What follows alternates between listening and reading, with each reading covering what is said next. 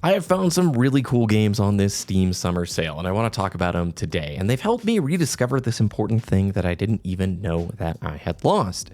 Relearning curiosity, self-discovery. Look, the internet is getting less and less fun. 10 years ago, I could be on YouTube for what felt like endless amounts of time, discovering, learning, being inspired, and now it just feels draining. Unfortunately, all the social media algorithmic tropes are invading basically every one of these platforms, and it's tougher to find the middle ground. It's tougher to find the chill, the authentic takes, and I think the same can be true with gaming. It's really hard to pick and choose what you want to play without the added noise of the algorithmic pressure. So if you go to the YouTube homepage right now and you watch gaming stuff like I do, how many of the videos are just framed in an ultra negative way, right? This dev is a scammer. These 10 games are the worst and this is unplayable. And it's so funny when you look at it and you see, oh yeah, outrage. Outrage rules the day. The craziest of takes are everything. And so this Steam summer sale, I've tried really hard to browse the Steam storefront like it was 2012 again, and only picking out games because I thought they looked cool. Tried not to go to Metacritic. I tried not to do much research outside of the platform. Didn't watch 3-hour video essays. I just looked and read. And the Steam review system is pretty incredible. You've got mostly positive, very positive, and overwhelmingly positive. And then the mixed section, and then the same thing on the negative side. Now, this is a great chart by Rune Vision that kind of explains it, and I feel like this is kind of perfect. It's just enough of a temperature check for you to still explore on your own and understand if a game is broken, or if the developer just did something crazy like Take-Two with their new terms of service, which are way overreaching, but it doesn't spoil the experience and it doesn't take the agency away from your choice and your own curiosity. So I bought 2021's Guardians of the Galaxy. I'm not a superhero gamer for the most part, but I don't know, it looked fun and it had a decent reception over on Steam. After about 6 hours, this game is awesome. It's graphically quite impressive. The gameplay is very satisfying and fun. The writing is exceptional, and the pacing along with the story is spot on to the original Guardians film. Even though you don't have the same characters, I even kind of like the way they've casted and built these characters a little bit more than that original Guardians film. Now, for most critics, right, it's probably an 8 out of 10 game, and I would have never played it if I wasn't just browsing Steam, looking at pictures, saying, oh, that looks pretty cool. I know for me, we've had so many 9 and 10 out of 10 games the last few years. And it's easy to write off the 7s and the 10s, or excuse me, the 7s and the 8s as, mid games that you probably wouldn't play. But an 8 is a good or a great game. And if it resonates with you, that's what matters. I bought Sonic Adventure 2 for $5. This is a game I had when I was a kid, right on the GameCube, and I loved it. I saw Sonic Adventure 1 running on a Dreamcast kiosk at a Sam's Club store that I would go to as a kid. And I'd beg my parents, yo, can I go hang out here? Can I play Crazy Taxi or Sonic Adventure 1 on this thing?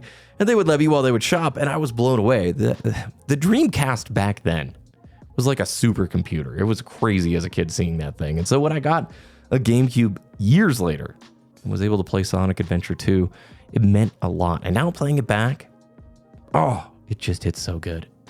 Back in those days, it was just about fun. If you didn't like a game, if you didn't have fun, you just didn't play it. That was the end of the story. You didn't make a 4 or 5 hour video essay on it. I also picked up Jurassic World Evolution 2, which I guess is like a strategy theme park manager kind of game.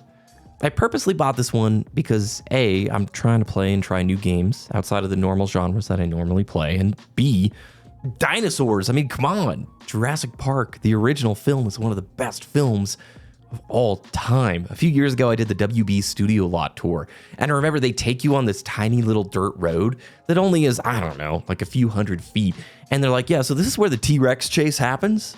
And I remember what? No way. This tiny stretch of road, and sure enough, they just filmed all night long going down that way and then going back this way and back.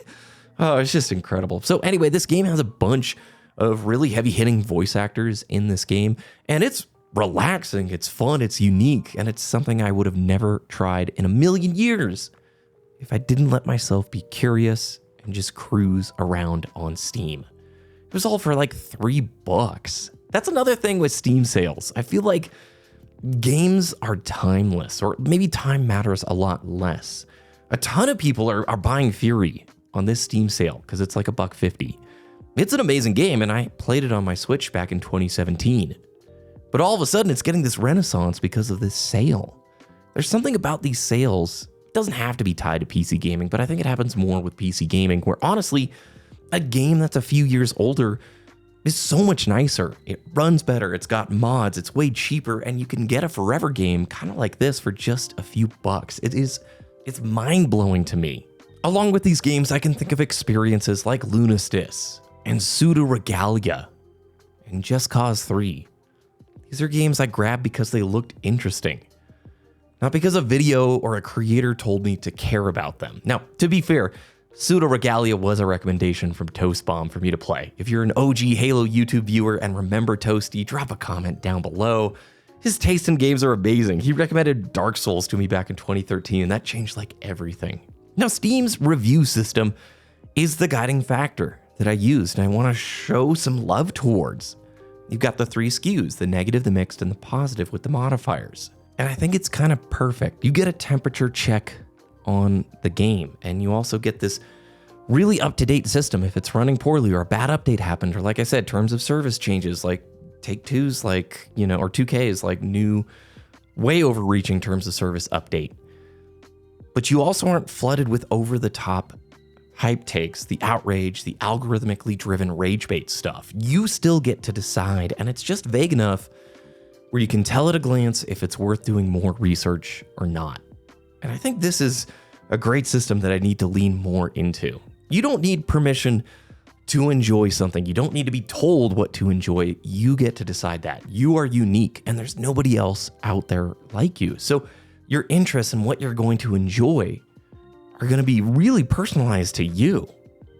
The more I start trusting myself again and letting me be curious in this algorithmic world, the more fun I'm having with the experiences that I'm choosing. It's not because these games are perfect. They're not. But because the experience is mine. It's personal. It's not under the algorithmic microscope. Play what speaks to you. Be curious, be off trend, be weird. That's where the magic lives. You're allowed to play what you want when you want just because it looks fun. And don't forget, somewhere along the way, a lot of us have forgotten how to just enjoy a hobby with no pressure. Those are the games that I've been picking up and playing and what I've been feeling and learning. I don't know, this could have totally missed the mark. Let me know if this resonates at all and what you're playing, what you picked up this Steam sale, if you picked up anything. Have a great rest of your day, and I'll see you again very soon.